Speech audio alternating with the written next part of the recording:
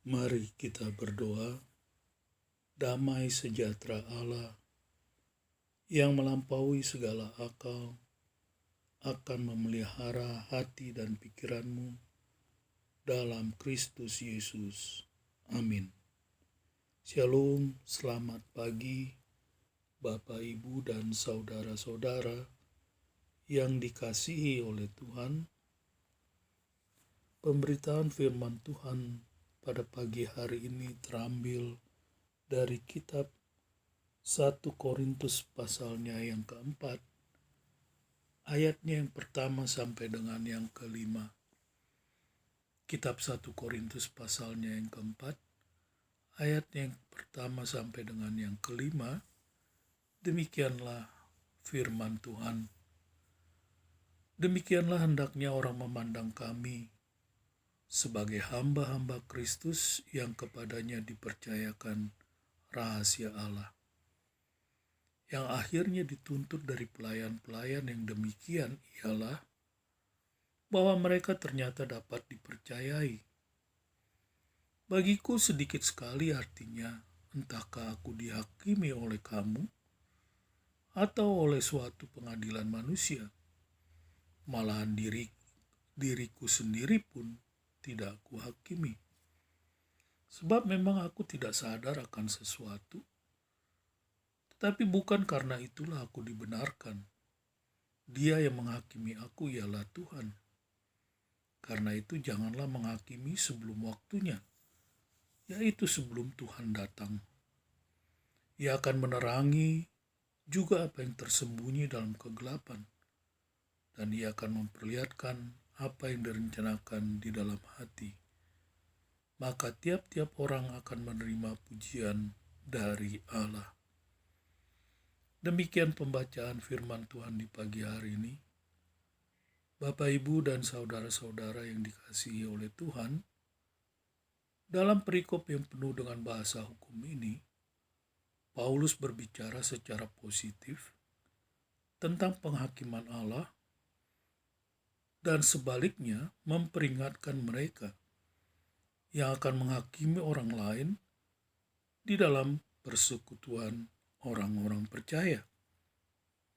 Di balik peringatan Paulus agar sesama orang percaya jangan menghakimi orang lain ini, terdapat perhatian yang kuat untuk menjaga keutuhan persekutuan di antara sesama orang percaya. Paulus menekankan bahwa pelayanan Kristen dan keberadaan komunitas orang percaya di dalam gereja haruslah mencerminkan kesatuan yang dibentuk dan didasarkan oleh Injil. Sebab kesatuan komunitas ini akan terancam oleh suasana di mana ada orang-orang tertentu yang justru menolak terhadap hak prerogatif daripada Allah untuk menghakimi. Perlu diingat bahwa surat Paulus kepada jemaat di Korintus adalah untuk mencoba memperbaiki perpecahan yang ada di dalam gereja dan mengajak kembali orang-orang di Korintus untuk kembali kepada pemahaman yang benar tentang status keberadaan mereka dalam rencana Allah. Gereja di Korintus sedang dilanda oleh persaingan dan perpecahan yang hebat. Dan salah satu cara perpecahan terjadi adalah melalui perbedaan-perbedaan yang justru dibuat oleh jemaat Korintus di antara mereka sendiri.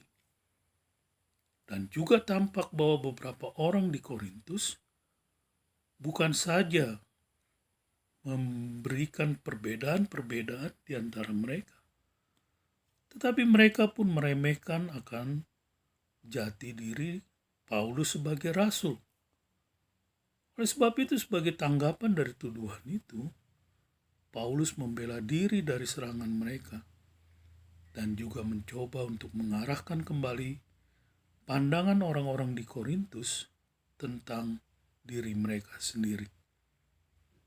Bapak, Ibu, dan saudara-saudara yang dikasihi oleh Tuhan, Meskipun Paulus mengungkapkan rasa frustrasinya terhadap jemaat di Korintus di sisa pasal ini, namun Paulus tetap menahan diri untuk tetap membimbing jemaat di Korintus. Paulus dan Apolos yang merupakan teman seperjalanannya, mereka memposisikan diri mereka sebagai pelayan dari persekutuan itu. Paulus menghindari terminologi yang lebih kuat, yang menegaskan kembali tentang otoritas mereka sebagai rasul. Paulus menganggap dirinya dan Apolos sebagai model atau teladan bagi jemaat yang ada di Korintus. Selanjutnya Paulus menyatakan semua orang percaya diutus oleh Allah adalah untuk melayani orang lain. Istilah pelayan adalah merupakan istilah yang umum pada waktu itu, yang menunjuk seseorang yang membantu atau memberikan layanan kepada orang lain. Sedangkan istilah pekerja biasanya disebut sebagai budak yang bertanggung jawab atas masalah administrasi seperti mengelola keuangan, pengadaan barang, dan mengawasi pekerjaan dari budak-budak lainnya. Kedua kata ini menyiratkan peran yang begitu rendah, dan Paulus memahaminya secara khusus untuk menunjukkan pelayanan yang disediakan dalam hubungannya dengan Kristus dan rahasia Allah. Hidup sebagai pelayan atau pengurus menyiratkan tanggung jawab, dan orang-orang seperti itu diukur tanggung jawab mereka sejauh mereka dapat dipercaya atau setia dalam menjalankan tanggung jawab mereka. Tanggung jawab dapat dilakukan dengan berbagai cara, sesuai dengan kreativitas dan kemampuan seseorang. Tetapi kesetiaan menjadi satu-satunya dasar atau kriteria di dalam menilainya. Satu-satunya penilaian yang penting adalah apa yang diberikan oleh Tuhan yang dilayani oleh seorang hamba.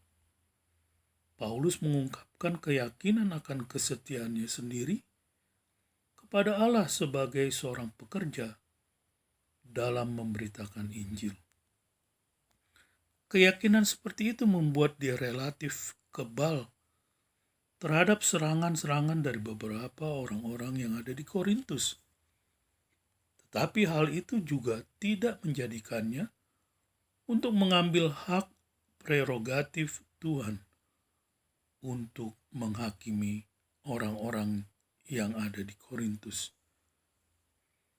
Nah, Bapak Ibu Saudara yang dikasihi oleh Tuhan, jadi dari poin utama Paulus ini, maka kita dapat memetiknya beberapa hal. Yang pertama, bahwa setiap kehidupan orang percaya atau orang Kristen bukanlah lagi menjadi milik kita sendiri, sebab kita adalah hamba-hamba Kristus dan pemberita daripada Injil. Yang kedua, pelayanan yang dilakukan oleh umat Allah berdasarkan pada kesetiaan kita kepada Allah. Dan yang ketiga, hanya Tuhanlah yang berhak menilai integritas kesetiaan seseorang pada waktunya nanti. Selamat beraktivitas, Tuhan memberkati. Bapa, kami bersyukur belajar akan firman-Mu di pagi hari ini. Meteraikanlah firman-Mu di dalam hati kami, sehingga kami pun dimampukan oleh Tuhan untuk menjadi pelaku akan firman Tuhan. Terpujilah nama Tuhan, dalam nama Tuhan Yesus kami berdoa. Saudara-saudara yang dikasihi oleh Tuhan, arahkanlah hatimu kepada Tuhan, dan terimalah berkat Tuhan. Tuhan memberkati engkau dan melindungi engkau. Tuhan menyinari engkau dengan wajah-Nya dan memberi engkau kasih karunia. Tuhan menghadapkan wajahnya kepadamu dan memberi engkau damai sejahtera. Amin. Shalom.